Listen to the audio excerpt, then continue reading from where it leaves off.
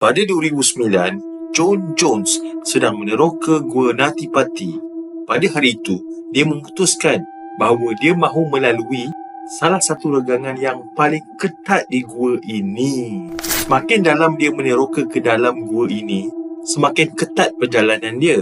Tetapi, dia telah membaca dan kaji tentang bahagian gua ini sepenuhnya. Dan dia tahu bahawa jika dia terus bertahan, dia akan selamat melaluinya. Inilah masanya apabila John Jones membuat kesilapan yang besar. Dia telah mengambil pusingan yang salah dan oleh sebab itu, dia berada di bahagian gua yang berbeza dan belum dipetakkan. Regangan ini sangat ketat sehingga Jones tersepit sambil terbalik.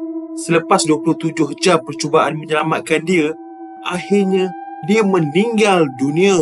Gua itu telah ditutup selama-lamanya dan kini ia dijadikan sebagai makam John Jones.